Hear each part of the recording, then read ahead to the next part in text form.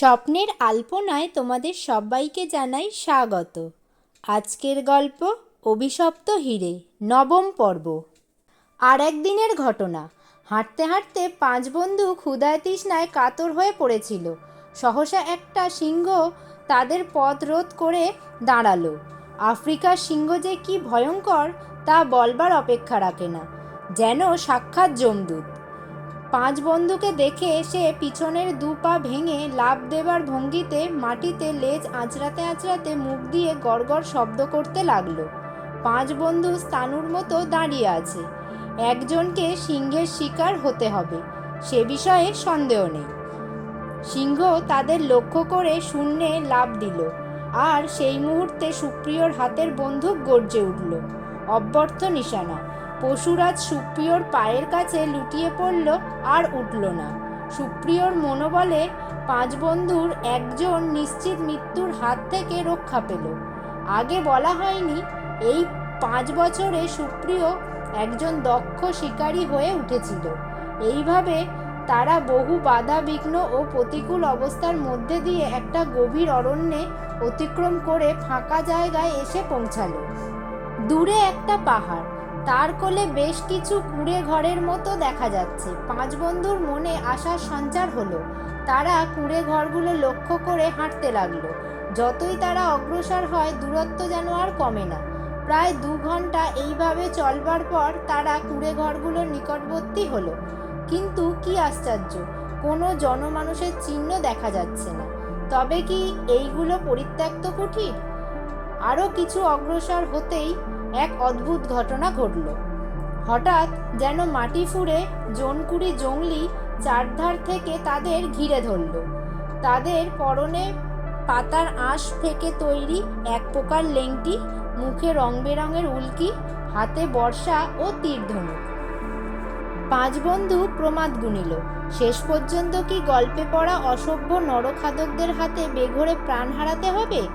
এত অতর্কিতে তারা পাঁচ বন্ধুকে ঘিরে ধরেছিল যে সুপ্রিয় তার বন্দুক ওঠাবার সময় পর্যন্ত পায়নি।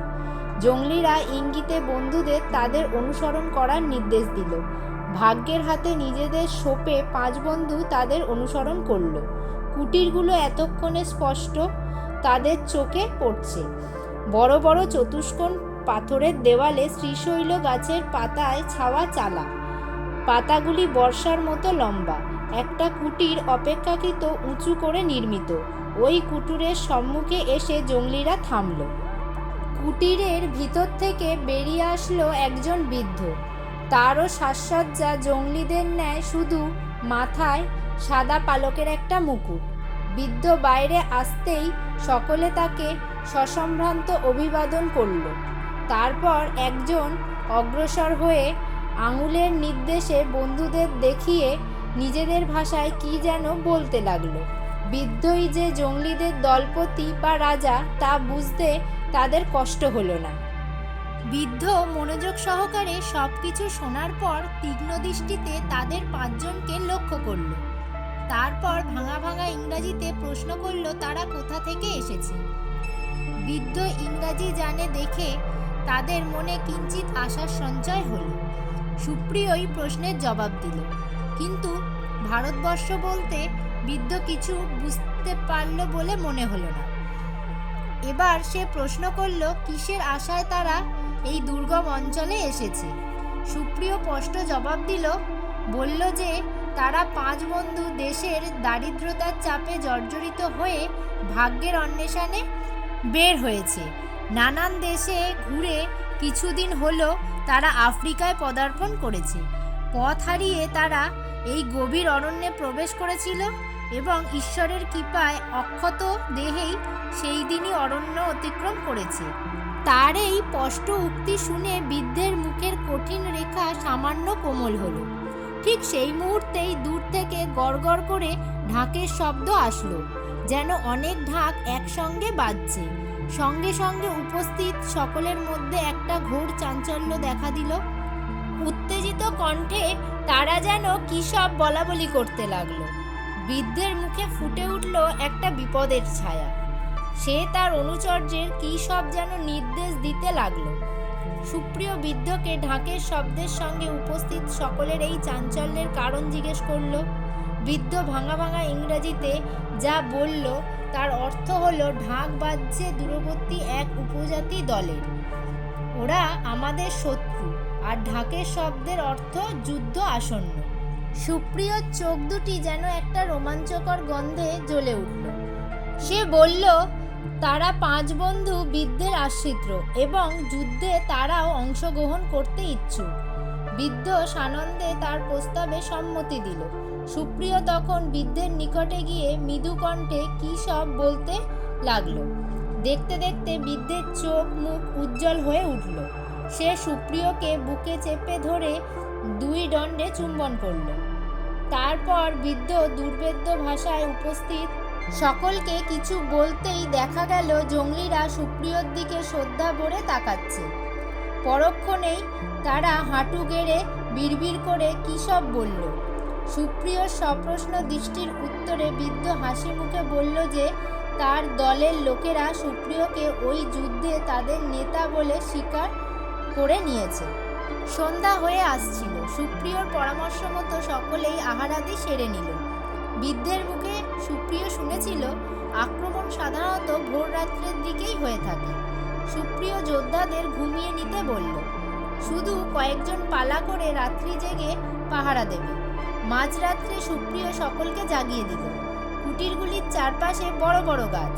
সুপ্রিয়র নির্দেশে তীরন্দাজ যোদ্ধারা গাছগুলির শক্ত ডাল পাতার আড়ালে কুঠার এবং বল্লম নিয়ে প্রস্তুত রইল। সুপ্রিয় একটা উঁচু ঢিবির আড়ালে বন্দুক নিয়ে উপুর হয়ে শুয়ে পড়ল। বাকি 4 বন্ধুও তীক্ষ্ণ ধনুক নিয়ে তার অনুকরণ করল, যদিও তারা কোনোদিন এই ধরনের অস্ত্র ব্যবহার করেনি। তথাপি একটা উত্তেজনা তাদেরও যেন যুদ্ধ উন্মাদ করে তুলল। সবে আলো ফুটতে শুরু করেছে, এমন সময় হঠাৎ একসঙ্গে অনেকগুলি ঢাকের বাদ্য শোনা গেল। শব্দটা ক্রমেই এগিয়ে আসছিল। ক্রমশ আবছা অন্ধকারে শত্রুবাহিনী একটা আকার গ্রহণ করল। তারা কুটিরগুলির কিছু দূরে এসে দাঁড়িয়ে পড়ল। এদিক থেকে কোনো সাড়া শব্দ কিংবা যুদ্ধের প্রস্তুতি না দেখে তারা বোধহয় বিস্মিত হয়েছে।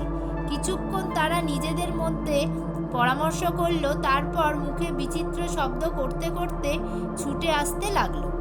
এদিকে কিন্তু সব চুপচাপ, এতটুকু শব্দ নেই। শত্রুর দল উল্লাস ভরে আরও কিছুটা এগিয়ে আসতেই সুপ্রিয়র বন্দুক গর্জে উঠল।